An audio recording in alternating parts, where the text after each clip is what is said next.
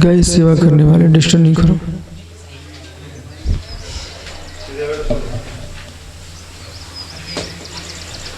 महान जैन दिगंबराचार्य त्रिवुल्याचार्य स्वामी ग्रंथराज कुरल काव्य 108वें परिच्छेद में भ्रष्ट जीवनम की व्याख्या करते समझा रहे हैं। पतजन होते हैं, जब तक गूढ़ बात किसी की बाहर प्रकट ना कर दें तब तक उन्हें चैन नहीं पड़ती। अपना जीवन बर्बाद ना करना हो तो अपनी हर बात किसी को मत बोलिए। थोड़ा पेट में रखना सीखो। ऐसा मजाक भी मत करो, ऐसी मस्ती मत करो जिससे पूरे शासन पर दिक्कत खड़ी हो जाए, परेशानी आ जाए। आपको काम वही करना है, पर शम मना कर दिया, लोग विचलित हो जाएं और शम उसमें अंदर छिपाए बैठे। ऐसे भी लोग होते हैं। तो वहां आपको समझना है, इस संसार की बहुत बड़ी नीति है। किसी ने विश्वास के साथ अपनी बात आपको बताई है तो उसके विश्वास का विघात नहीं करना चाहिए। प्राण हत्या तो हत्या है ही, किसी के विश्वास का घात करना भी घोर हत्या है।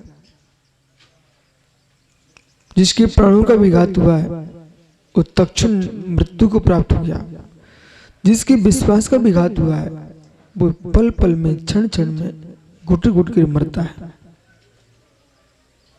किसी का विश्वासघात नहीं करना।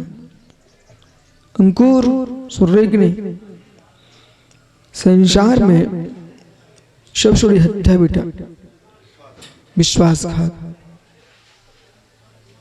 रवि, जिसने तुमको भोजन दिया, पानी दिया, रहने को स्थान दिया, अपना सर्वस्व सौंप दिया, और आज हम किसी दूसरे व्यक्ति की बातों में आकर के, लोभ में आकर के उससे दूर हो जाएं, इस संसार की बहुत बड़ा हत्यारे जीव की पहचान है। भारत ने ऐसे नहीं किया। बहुत सारे देशों ने भड़काया भारत को, लेकिन वो कहता मैं मध्यस्थ हूं। जिसने तुमको आपत्ति में सहयोग किया हो, विपत्ति में सहयोग किया हो, लोग तुमको उसके विरुद्ध खड़ा कराएंगे, लेकिन आपको विरुद्ध खड़ा नहीं होना है। शासन किसी का हो, परंतु निर्मल जीवन में ध्यान रखना। शासन बदल सकता है, विश्वास नहीं बदलना चाहिए। शासन बदलते रहे, पर जिसने तुम्हारा सहयोग किया है जीवन में किसी पल में, हम उसके उपकारी का उपकार स्वीकार करेंगे। एक बहुत छोटी सी बात सुनना। एक सम्राट सैर करने गया, जंगल में भटक गया, उसको प्यास लगती है, प्राण कंठ में आ गए। वनवासी एक ग्रामीण व्यक्ति ने राजा को एक गिलास पानी दिया। एक गिलास पानी पीते ही राजा की जान में जान आई। उसने अपने आप को स्वस्थ महसूस किया। वो एक गिलास पानी की कितनी कीमत थी। वो राज्य में जाकर के राजा ने उस व्यक्ति को बुलाया। वो घबरा गया, क्या मालूम हमारे पानी पिलाने में क्या भूल हो गई, जो राज्य आदेश आया है अब मुझे फांसी ना लग जाए। पर उस राजा ने एक गिलास पानी का बदला क्या दिया? कहा आपको राजधानी में रहना है, एक बंगला दे दिया, पूरी व्यवस्था कर दी उसकी। समय बीतता गया, विश्वास बढ़ता गया, और राजकुमार इकलौता था जिस पर राज्य का भार आने वाला था। वह उस किसान के यहाँ आना जाना प्रारंभ हो गया। और राजकुमार सोने चांदी से लदा, वस्त्र आभूषण से लदा। जिस व्यक्ति ने गिलास पानी पिलाया था उसको लोभ आ गया, और ऐसा लोभ आया, घनघोर लोभ आया।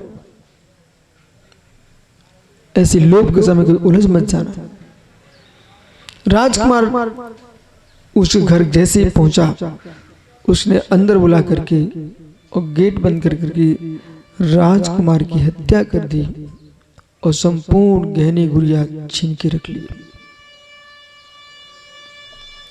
शासन प्रशासन चाहे तो कोई बात सुब्रत साथ छुप नहीं सकती, वो नहीं खोजना चाहे पुलिस तो कोई खुजवा नहीं सकता। कोई भी घटना घटती है प्रशासन सब कुछ कर सकता है, इतनी उनको एजेंसियां हैं, खुफिया हैं, मशीनें हैं बहुत उनके पास, और उपद्रव करने वाले भी उनके हाथ में रहते हैं। उन्हें मालूम रहता है कहां कौन कैसे आदमी है। लेकिन राजा के सामने कहां छुप सकती थी बात, पुलिस ने मालूम कर लिया और राजा को समाचार दिए, महाराज जिसको आपने सहयोग किया था उसने ही राजकुमार की हत्या की है। अब बोलो क्या करना चाहिए। एक समय के लिए आसन्न हो गया वो, फिर भी राजा को याद आया उसको छोड़ दिया जाए, उसे कुछ नहीं किया जाए। यद्यपि उसने बहुत बड़ा अपराध किया है, पूरी राज्य की व्यवस्था को भंग कर दिया राजकुमार को घात करके, पर उसने मुझे एक गिलास पानी पिलाया था, उसके उपकार को कैसे चुका सकता। मतलब जिस आदमी ने एक गिलास पानी दिया, राजा ने राजकुमार के विघात के बाद भी उस व्यक्ति को छोड़ दिया, बोले तुम हमारे उपकारी हो। यह धर्म। पर वो कितना पापी जीव निकला, शासन पाकर के, सत्ता पाकर के सत्य नहीं खो देना चाहिए। शासन पाकर के, सत्ता पाकर सत्य नहीं खो देना चाहिए। भारत सरकार में कोई भी राज्य कर रहा हो, उसकी सत्ता जाने के बाद वो देश का शत्रु ना बन जाए। तुमने जिस पर सरकार चलाई थी वो भारत की जनता थी, अब जो चला रहा है वो किस पर चला रहा है, भारत की जनता पर। समाज का शासन है, समाज के अहित में विचार नहीं करना, क्योंकि इस समाज पर ही तुमने शासन जमाया है। समाज का नाश के बारे में विचार नहीं करना चाहिए।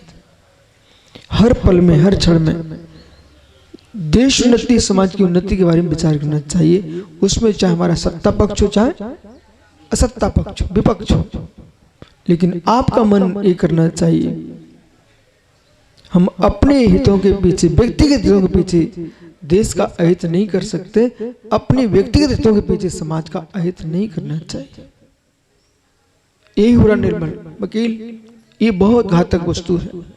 हम अपने हित के पीछे समाज को पीछे कर देते। कोई व्यक्तिगत अधिकारी है, तुम्हारा व्यक्तिगत आवश्यकता पड़ रही थी और समाज का जिससे बड़ा संकट आने वाला था, पर आपने अपने संकट मिटा करके समाज को संकट में डाल दिया। ये सज्जनों का धर्म नहीं है।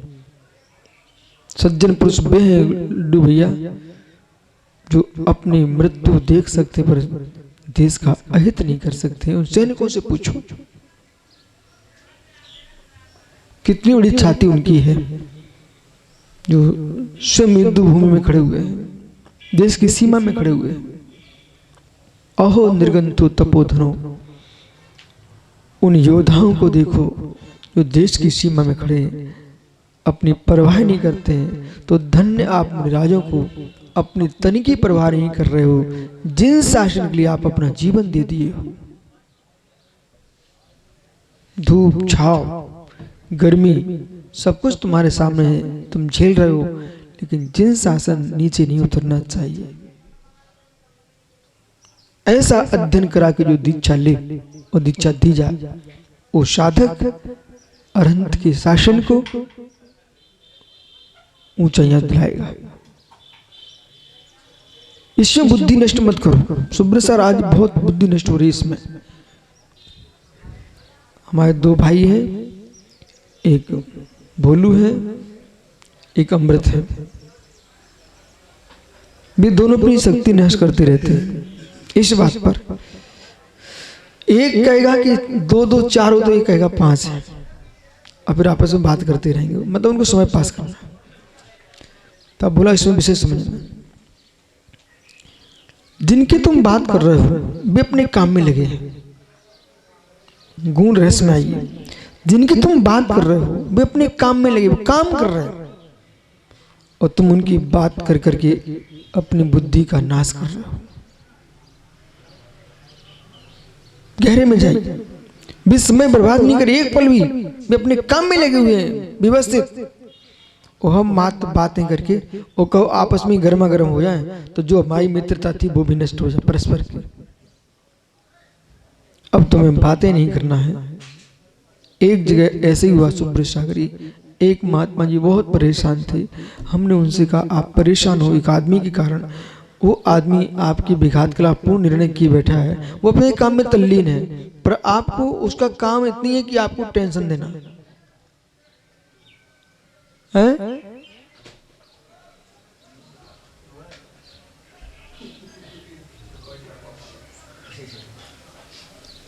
तनाव देना उसका धर्म है।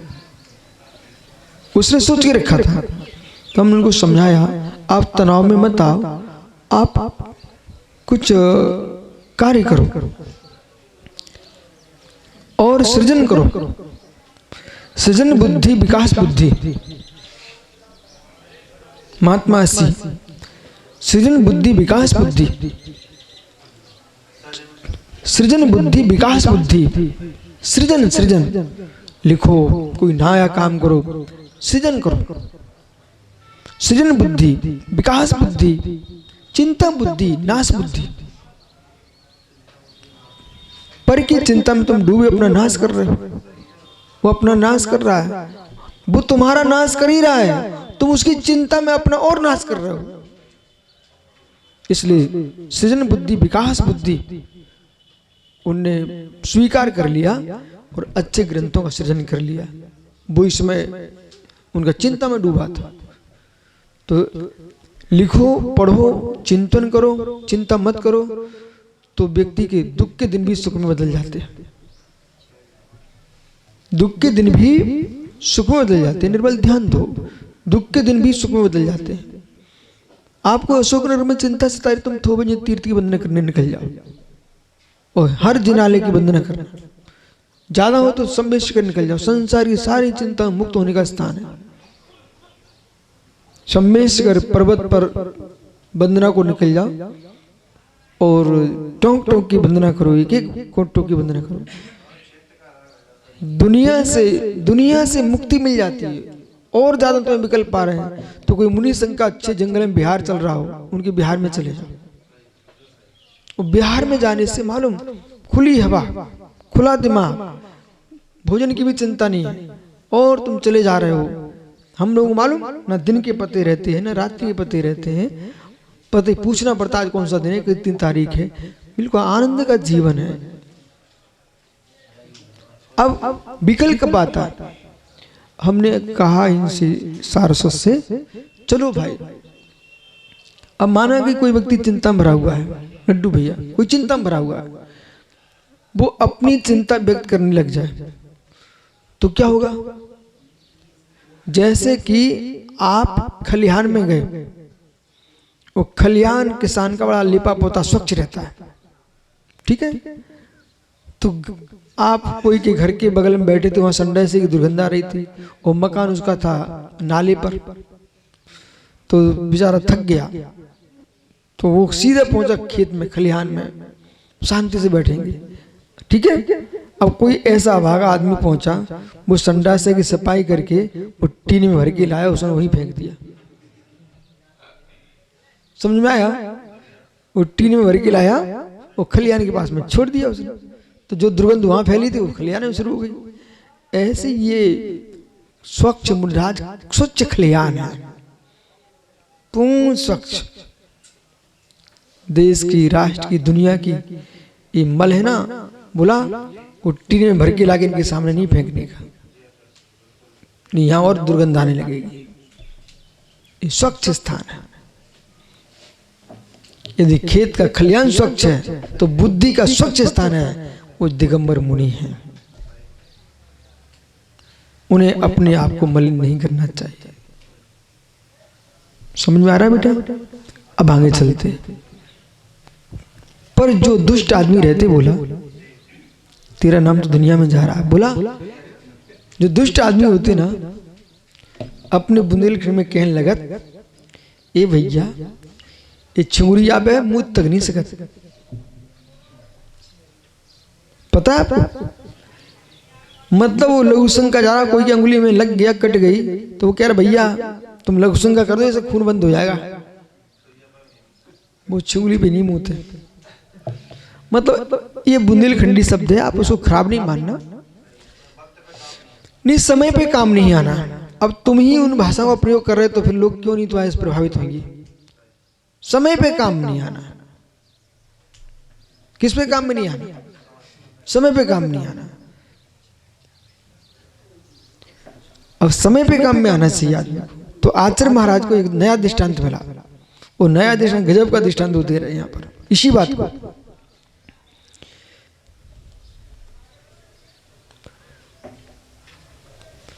7 नंबर, तेसा में बसेनी चाह मुखे मुष्टिघात कहा, अनुचित पाहने से प्रक्षेपण निषेध कहा। ओ हो, ये जो लोग हैं दुष्ट प्रकृति के लोग, अब यहां लिखा तो मुझे तो पढ़ना ही पड़ेगा ना। दुष्ट प्रकृति के लोग, तेसा बसे नीचा, उन्हीं के बस में होते ही लोग जो मुखे ये मुष्टिघात का, जो उनके जबड़े में घूंसा मार दे, जबड़ा तोड़ दे, ये उन्हीं के बस में रहते। बाकी सज्जनों की तो बात ही नहीं सुनती। और इतने दुष्ट होते हैं, अन्य उच्चष्ट प्राणी से उनसे कहा है कि जो तुम भोजन करके आए हो, तुम्हारे हाथ बिगड़े हुए हैं, इसे छिड़क देना। तो मतलब झूठे हाथ भी किसी को छिड़कने को तैयार नहीं है। वो उसमें ही बुद्धि लगाएगा कि हमारे झूठे हाथ पे छिड़क जाएंगे तो हो सकता है ऐसा कोई काम बन जाए। मतलब दूसरे काम मिटाने के लिए 24 घंटे तैयार है वो। काम बनाना तो बहुत दूर की बात है। भरत सुन रहा कि नहीं बेटा? अपनी गिनती उनमें नहीं लगाना है कि जबड़ा तोड़वा के अच्छे से रहे, उस अच्छे सांचे में कोई प्रेम से बात करे तो अपने गंदे हाथ भी कोई पे न छिड़क पाए।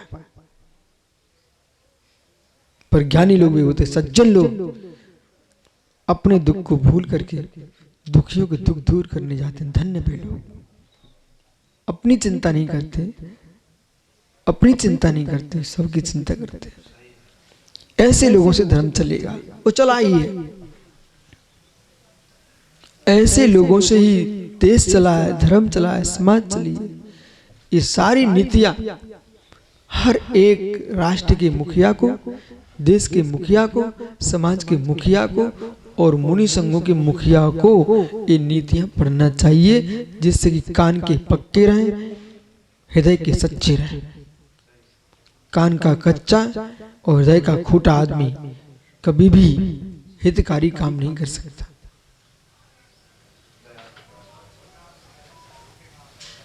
उस जीव के परिणाम से मिलो ना, वो बालक गौशाला।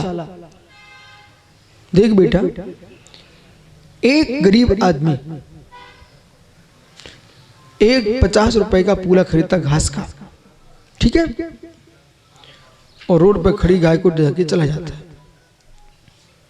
उसके घर की गाय तो नहीं थी ना। उस आदमी से पूछो, तुमने गाय को घास क्यों खिलाई? जिसने भूख की पीड़ा को जाना है, वो पशु को भी भूखा नहीं छोड़ना चाहता। शिखर जी में एक व्यक्ति प्रतिदिन चने खिलाता था बंदर को, प्रतिदिन।